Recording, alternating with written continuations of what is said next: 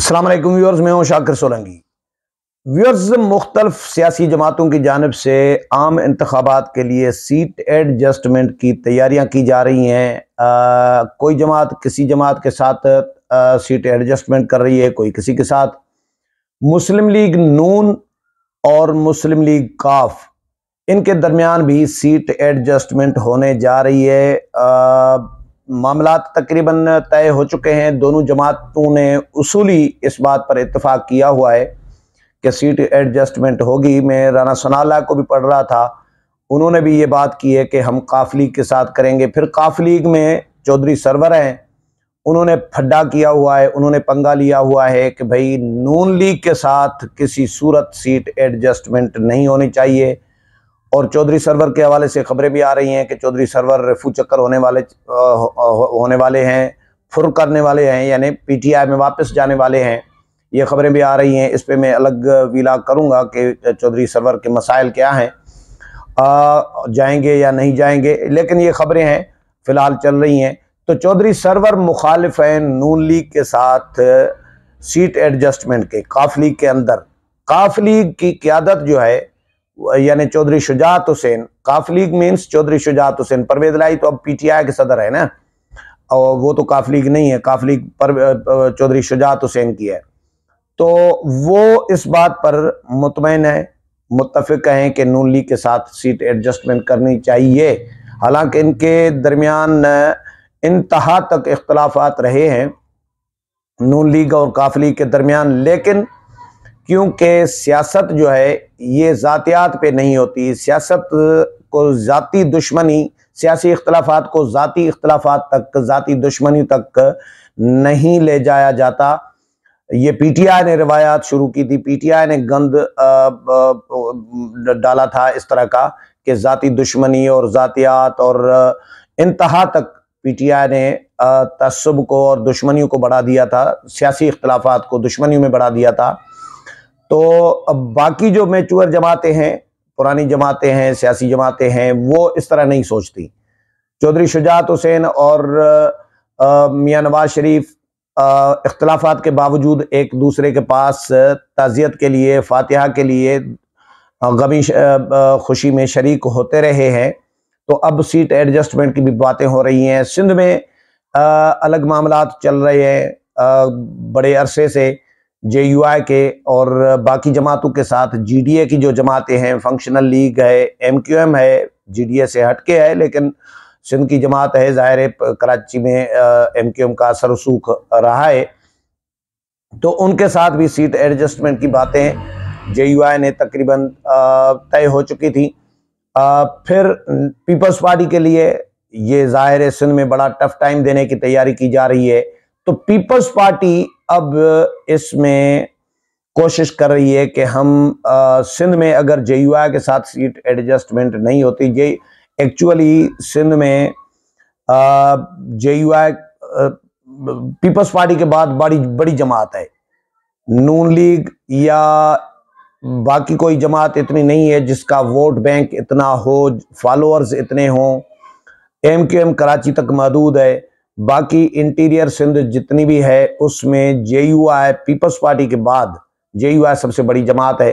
तो JUI से ही खतरा है पीपल्स पार्टी को, इसलिए पीपल्स पार्टी JUI को कहीं भी स्पेस देने के लिए तैयार नहीं है। तो अब JUI के साथ तो सिंध में नहीं हो रहा पीपल्स पार्टी का सियासी जो इत्तेहाद है या सीट एडजस्टमेंट है। तो पीपल्स पार्टी ने कोशिश की है कि अब कमेटियां कायम कर दी हैं, तश्कील दे दी हैं चारों सूबों के लिए मुज़ाकराती कमेटियां। ये आसिफ अली जरदारी के हिदायत पर बाज़ाब्ता तौर पर एलामिया भी जारी किया गया है। पंजाब और KPK के लिए अलग कमेटी कायम कर दी गई है, बलूचिस्तान के लिए अलग और सिंध के लिए अलग। तो इन कमेटियों में से पहली कमेटी जो है पंजाब और सिंध, बलूचिस्तान के लिए, पंजाब और KPK के लिए, खैबर पख्तूनख्वा के लिए, इसकी सरबराही नैयर बुखारी को दी गई है जो पार्टी के मरकजी सेक्रेटरी जनरल है। और इसमें कमर जमान कायरा, फैसल करीम कुंडी, साजिद तूरी और मोहम्मद अली पाचा ये शामिल हैं। इनका कल मंडे को, यानी पीर है कल, और 27 तारीख है, 27 नवंबर। कल 27 नवंबर को पीर को इसका पहला इजलास इस्लामाबाद में तलब किया गया है पीपल्स पार्टी सेंट्रल सेक्रेटेरिएट में, और इसमें हिकमत अमली तय की जाएगी कि मुज़ाकरात करने हैं तो कौन कौन से हलकों के लिए करने हैं, किस किस जमात के साथ किस किस हलके में करने हैं, किस जमात के साथ किस हलके में और किस जमात के साथ किस हलके में।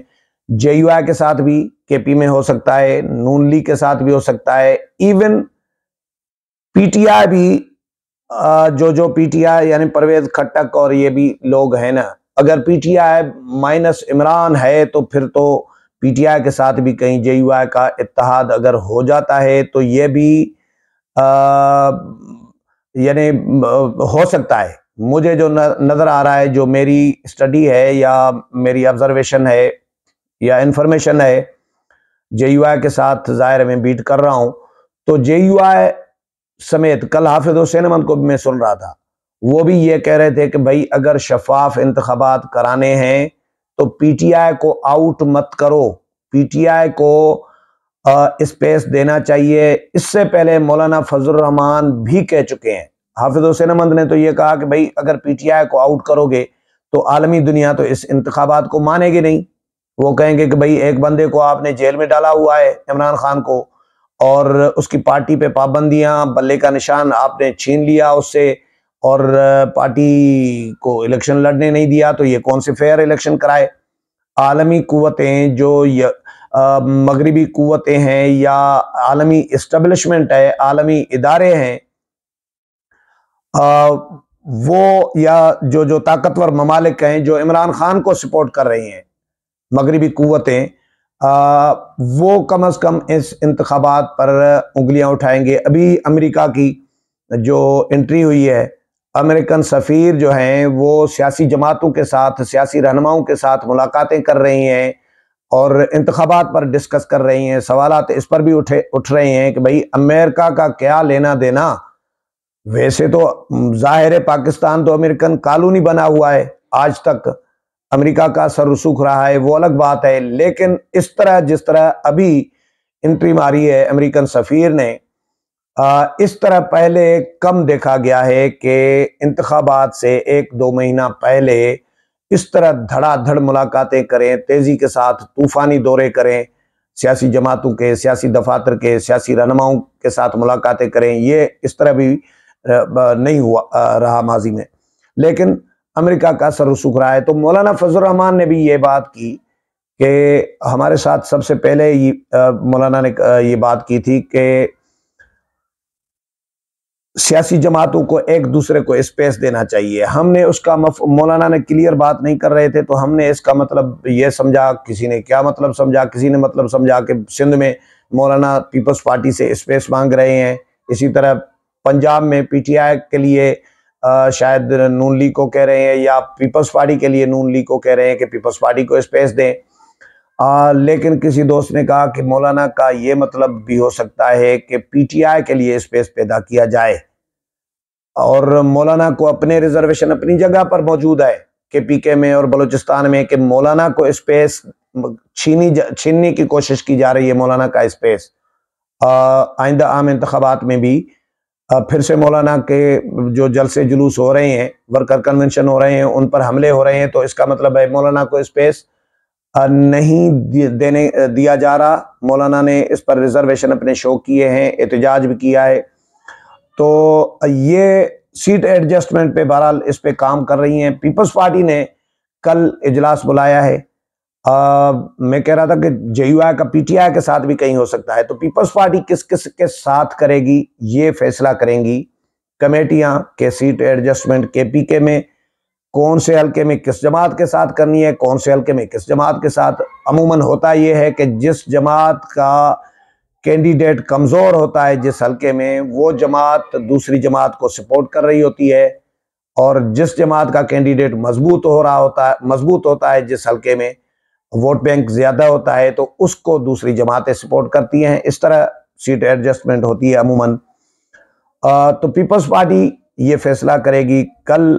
KPK और KPK और पंजाब के लिए होगा। फिर कमेटियां जो तश्कील दी गई हैं उनमें मैं आपको बता दूं कि पंजाब और खैबर पख्तूनख्वा की कमेटी नैयर बुखारी, कमर जमान कायरा, फैसल करीम कुंडी को टास्क दिया गया है और इसमें मोहम्मद अली पाशा और साजिद तूरी भी शामिल है। यानी कमर जमान कायरा, नैयर बुखारी, ये तो हो गए पंजाब के लिए, पंजाब से, लेकिन ये दोनों सूबों के लिए मुश्तरका तौर पर एक ही कमेटी है, ये अलग अलग कमेटियां नहीं है, दोनों सूबों के लिए मुश्तरका तौर पर काम करेगी। तो कल इसका इजलास है।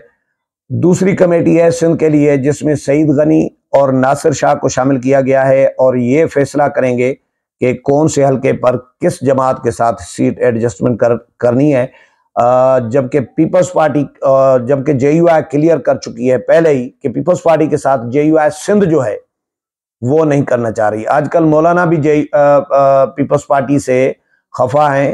पहले सिंध की क़यादत जो थी JUI की, वो खफा होती थी क्योंकि सिंध में JUI के, पीपल्स पार्टी की 15 साल से हुकूमत रही है, तो JUI के साथ ज्यादती होती रही है, JUI के वर्कर्स के साथ ज्यादती होती रही है, ये JUI की शिकायत रही है। तो JUI की सिंध की जो क़यादत थी वो पहले खफा थी, अब मौलाना भी पीपल्स पार्टी से खफा हैं।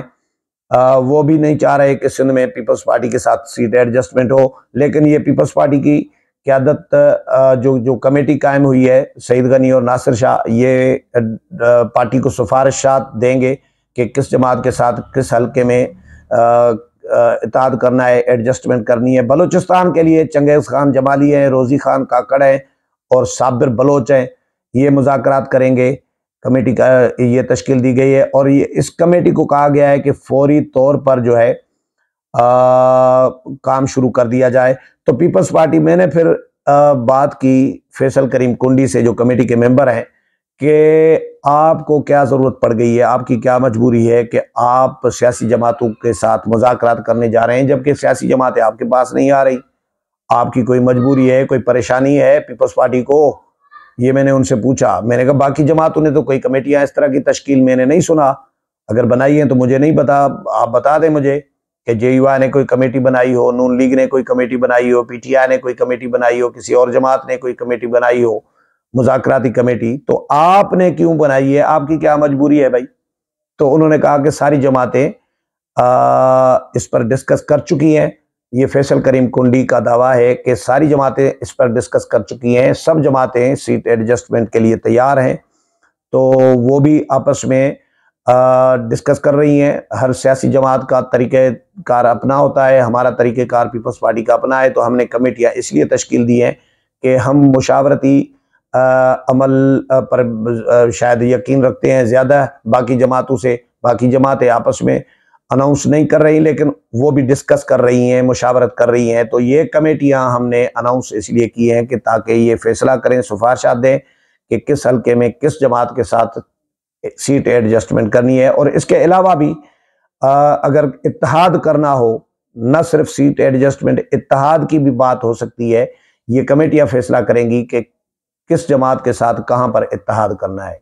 अगले प्रोग्राम में फिर मुलाकात होगी, तब तक इजाजत चाहता हूं। अल्लाह हाफिज।